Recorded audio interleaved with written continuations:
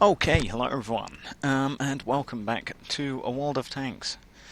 Here, going to do a garage review of this thing, which is the M4 Improved. Now, this is one of the Collector's Gem of the Week. In fact, it was the Collector's Gem of the Week today, the 26th, Tuesday, 26th of July. And so, of course, I had to get it because it's a collector's gem. And, the M4 Improved, I missed it the first time. People say it's not that great, but, well, I'm a tank collector. So even if it's not great, I want to try and do well with it. And as you can see from some of my tanks that I have here, I like to take tanks that aren't that great and do well in them, such as... What's down here? Well, the Valentine 2 is great, to be honest. People don't know the gun, but it's great. AMX-40, something like this. People don't think it's that great, but used correctly, all of this lovely round sloping that makes it look so nice. I like doing well in this thing. It is a great tank. Even if the gun isn't that good. It is overall, I think, a great tank. The armour is what makes it. The same with the B1, you could also say. People don't think it's that great of a tank because it has only got 66 penetration with its 47mm SA-37, but yet it has pretty good manoeuvrability for a heavy tank, and the armour at the front of the hull is also pretty good as well. So I like taking tanks that aren't that great and doing well in them. One final extreme example is this thing, the Churchill gun carrier. Admittedly, I don't do well in it, but I do like it. It is my Churchill gun carrier. It has destroyer and agility written on it. I have 6th sense. I are a good tank. So yeah. But the tank that we're looking at now is the M4 Improved, which is in some ways the same as the Excelsior, as we'll get onto. But no, that's the T-34. Here we go. So the M4 Improved is basically a Sherman, but instead of flat sides, it's got sloped sides even. Blah. So instead of this thing, where you've got sort of very odd angles, well, flat angles, you've got this thing, which is more sloped, more rounded, and is made to look better. So, is that a double wide track on it? I believe it is. That looks like a double wide track on this thing. We have a look. There's my Sherman 3, alright? So there's the British Sherman, and I like the British Sherman. The British Sherman is good, and I think actually better than the American Sherman, but I'm sure that they both have their good and bad points. But that's a double wide track, that is. That's a double wide track. Wow. I didn't expect that. It's because I saw the double rollers here. And I was like, what? But anyway, so this is what the tank looks like. Yeah, alright, you don't see many of them around because people say it's not that great. As you can see, my crew is at 50% because, well, that's how it was when I got the tank from the premium shop. I've put my loader at 100% and my gunner at 100% because the gun, well, you'll need it. You'll need your gunner to be highly trained, I think. Let me just spend my little bit of credits I have left and do that. So, starting off here with survivability, 480 HP is a fair amount for a tier 5 medium tank. If we have a look here, what mediums do I have? The Sherman 3, 465. The normal American Sherman is 460, so I like the British Sherman because of those 5 extra HP. Matilda Black Prince, yep, 610, that is a characteristic of premium tanks of tier 5, premium mediums at least of tier 5. Though before Wargaming did some weird things. 450 for the T-34, 610 for the Matilda 4, M4 Improved. It's 460 for the Renault G1, and the Type 3 Chinukai is 480. So it has got the same HP as the Chinukai, and the Chinukai has got a fair amount of health for a tier 4 medium, so it does have fairly good health. Hull armor, yeah, not great. 50, 63, so 50 at the front, 63 at the side, and 50 at the rear. For some reason it's more at the side, I don't know. 76 at the front of the turret, 50 at the side and rear. However, what makes the M4 so improved is the sloping. Because as you can see, that's an angle. which is the reason why you've got the double wide tracks, because it's more armour bolted on the side and it's sloped. The front of the hull was already sloped, as you will know if you have one of the normal Shermans. However, as you can see, it is more sloped at the back, possibly. I'm not too sure, but definitely at the sides. The sides have definitely got some sloping, and the turret has also got some sloping on the side. So, if you're lucky, you can bounce some shots from the side of your turret there. So, let's just compare it here quick to the regular Sherman so that you can see what I mean. So there's the M4 improved, there's the regular Sherman. As you can see, the regular Sherman has got more rounded sides here, and also it's got flat sides instead of sloped. So you can actually angle this thing, which is another reason why I like the Sherman 3 over the regular Sherman, or the M4 in the American tech tree, is because you can actually angle the sides and bounce shots. With the M4 improved, they're just sloped to increase that angle, to increase the chance of bouncing a shot. So, whilst the actual raw hull thickness, or in fact, well, if we look at the Sherman 3, the front of the hull is 50, 38 at the sides and rear, so not only are the sides of the M4 improved sloped, they're also thicker, because it's 65 or something at the side of the hull instead of 38, and it's 50 at the rear of the hull instead of 38. The turret as well has got better front but worse side and rear armour. If we have a look, 76, 50, 50. So the front of the hull doesn't change because that is the front of a Sherman. They haven't done anything to that, but they've buffed the armour, side thickness, and the rear hull thickness, and also the turret thickness at the front. So it has got better armour, but for a Sherman that's not saying much.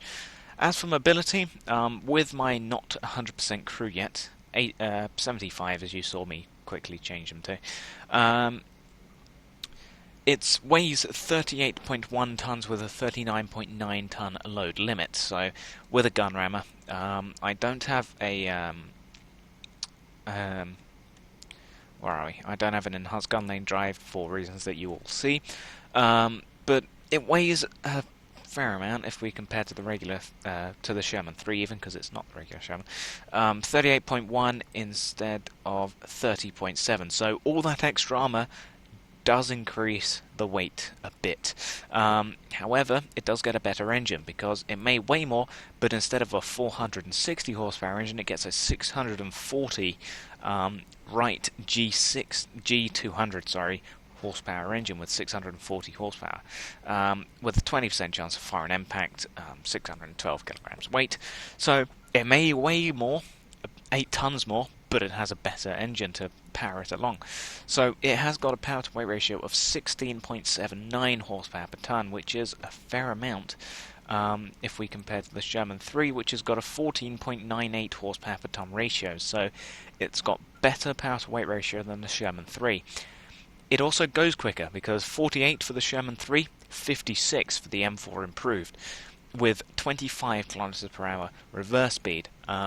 So it goes faster than the M4, or the Sherman 3 even, goes faster than the Sherman 3, it has a better horsepower per ton ratio, a more beefy engine, and better side and rear hull armour, and also a better front of the turret armour. So, alrighty then, 36 degrees per second, but when you're at 100%, 39 hull traverse, which is a fair amount, compared to the Sherman 3, 38, but yeah, 37 degrees per second. I don't know why I've managed to get it up to 38. No idea. But there you go. So it has got better traverse speed than the M4, than the Sherman 3, but by about 1 or so. So yeah, nothing in it there. As for concealment, it's fairly easily spotted. 14, yeah, even with camo, 14 when stationary, 11.3 when moving, compared to the Sherman 3, 14 and 11.2. So yeah, that extra armor does help to break up the profile, but not by much. So yeah, it's gonna be fairly easily spotted, I think. As for the view range is 370 meters, which is a fair amount. That's a fairly decent view range compared to something like the G1 with 355, or the Chinook Kai with 350, or indeed to the Sherman 3 with...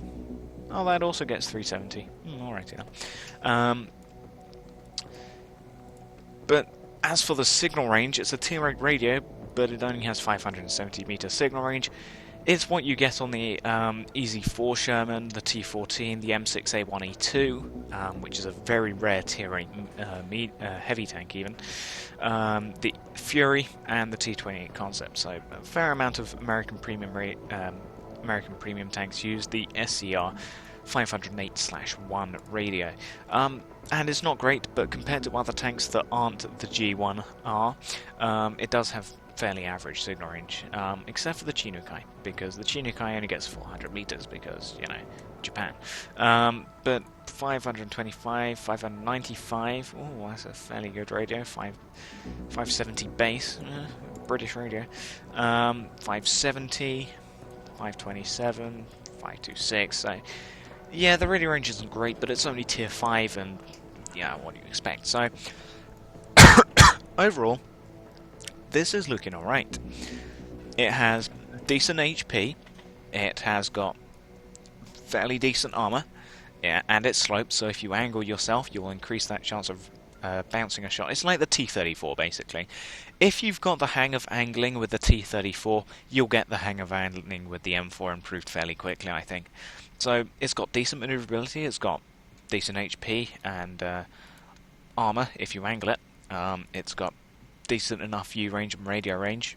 It's going to be easily spotted, but so will the regular Sherman 3. What's the problem? The problem's under the firepower, because this is the gun that it gets, a 75mm M3 gun. It's a 75mm with a 15 rate of fire rounds per minute, 92 average penetration, 127 with APCR, and 38 with high explosive. So if you come up against I don't know, an OI, you're dead meat, because it has less penetration with APCR than even the Excelsior does with APCR, and the Excelsior can't get through an OI an OI even. Average damage, yeah, it's average 75mm gun damage, 110 or 175 with HE. Here's the biggest problem though. If you can get around the 92 average penetration, the .44 dispersion is what's going to get you, because that's horrible dispersion.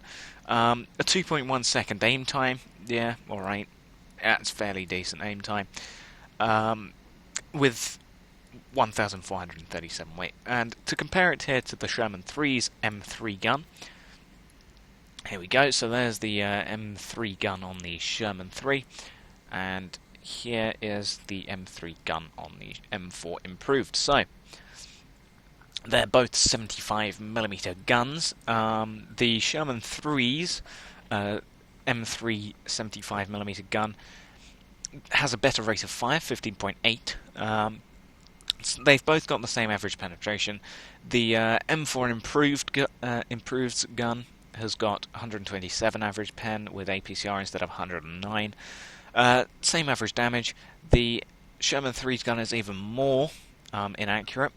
It has got the same aim time, however it weighs drastically less by over 1,000 kilograms, because M4 improved. So, yeah. It's not a great gun, to be honest. It's horribly inaccurate, it doesn't have great penetration. It's like the Excelsior's gun, basically. So, 3.5 second reload time. Yep, 17.2 rate of fire, but then the commander isn't at 100%, so yeah. 40.26 traverse speed. Yeah, here's the base traverse speed, 39 degrees per second. I have 100% gunner, so yeah. Fairly decent gun elevation and depression, minus 10 gun depression, and 25 gun elevation, which is pretty good. Aim time of 2 seconds, 0.43 dispersion, because, well, yeah, I have got 100% gunner. With 100% commander, the dispersion will go down to 0.42, yeah. Almost 1,900 average DPM if you penetrate, so yeah, the gun isn't great. And then, yeah, so those are the basic stats. Then you've got your regular consumables, which I've gone with this.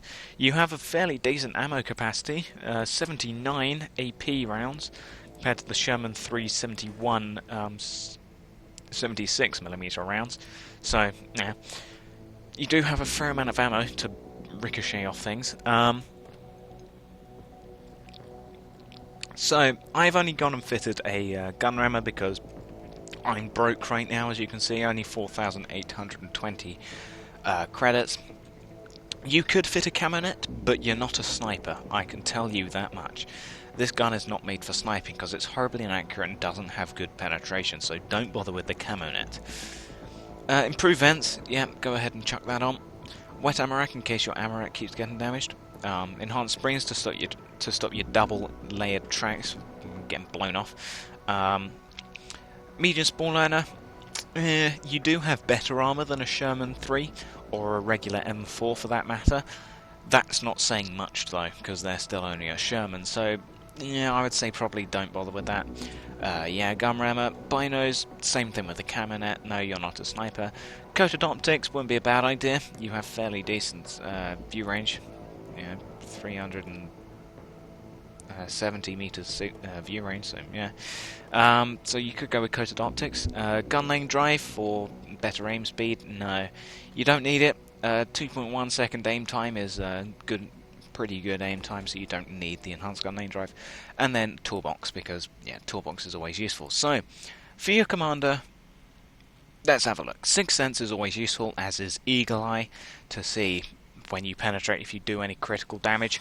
Jack of all trades, you could do, up to you. Recon, not a bad idea again. If you combine it with coated optics, you'll have pretty good view range. You'd probably be like a large scout, a fat scout, as it were. Except you're not heavy and you're not in TF2. But fat scout you could go with. Then you've got mentor, I don't see the point in. Then you've got your common skills. So then you got the gunner. Oh, I didn't want to do that. Here you go. So, gunner.